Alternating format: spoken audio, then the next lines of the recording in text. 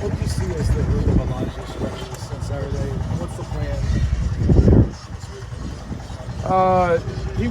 He was cramping pretty heavily, which certainly didn't help. And then yeah, I mean, played against some good players in a tough atmosphere,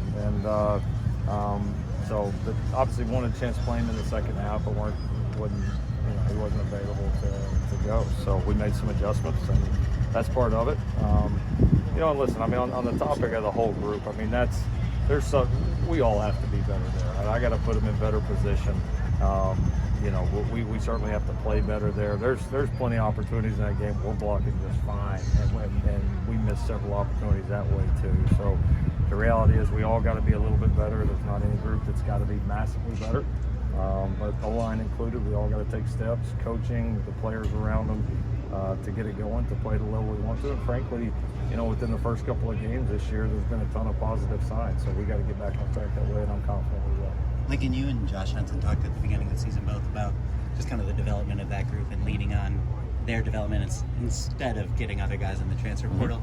How do you feel just in general about the development of those young guys, especially now that you got to see a lot of them in a measuring stick game? Well, I feel good because, I mean, we've had really 2 measuring stick games, and I think, when you get in those environments, especially the one the other day, like for an offensive lineman, like it is what it is. That's as tough as it gets, right? 100-something thousand people, what is probably the best defensive line in the country.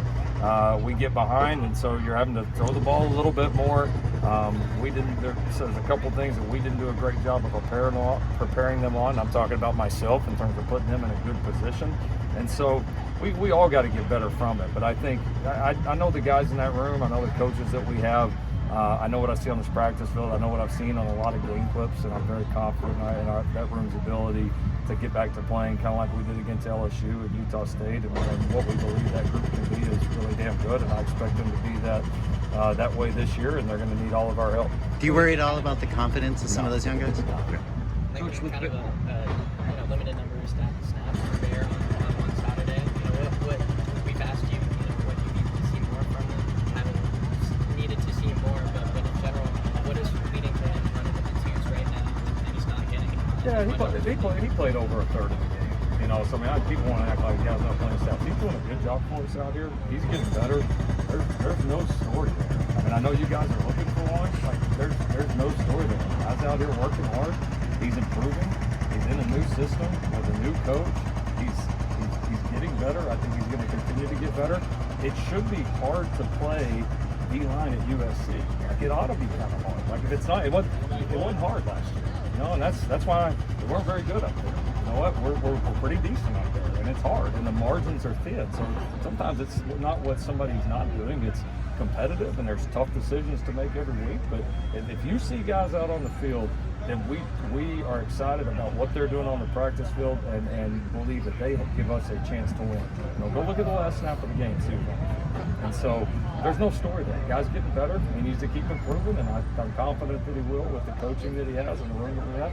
I think the reason we asked, he and his dad or guardian have kind of seemed to suggest on social media they were unhappy. I don't know if you've had conversations with them about it. You've all been through this long enough. When anytime you don't win, all right, then people's emotions are going to get high. We ever seen somebody on social media say something out of line with that? I mean, how crazy is that, right? Like, everybody needs to just relax. Everybody's going to be fine. I can't control what parents or anybody else says.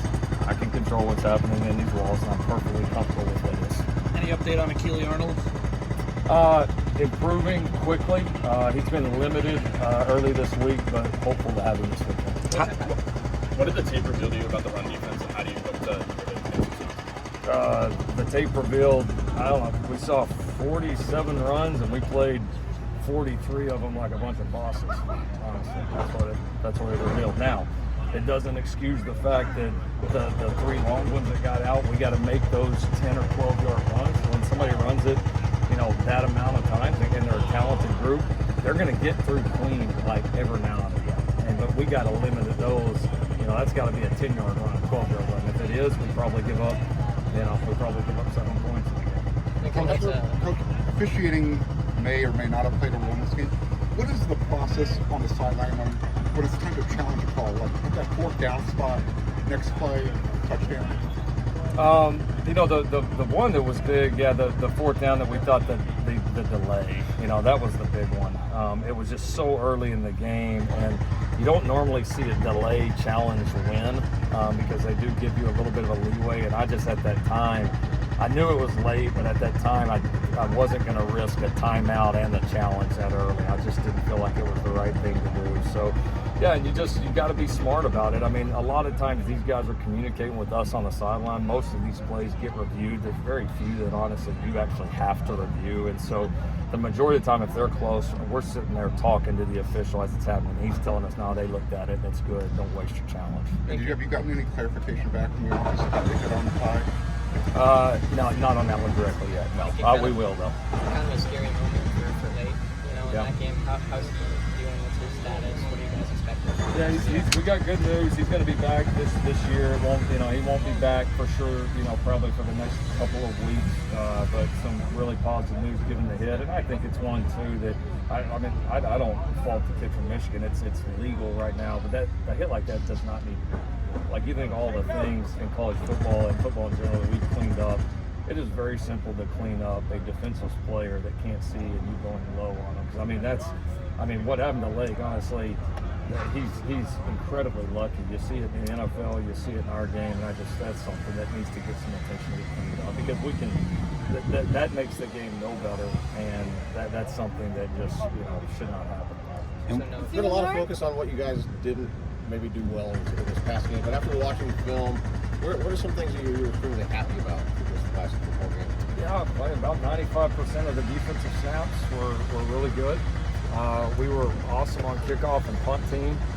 Again, I was really proud of that. I was proud of the offense's resiliency there in the second half because we really got moving and played some good football. In the second half, we had some incredible high effort plays. And listen, I feel like we played about a C-level game, honestly, as a team. And to have a chance right there at the end to be up and have a golden opportunity to win the game at Michigan against the defending national champs, there's a ton to be excited and proud of. The line of questioning right now would be so radically different. Have we stopped that last player or have we had one drive?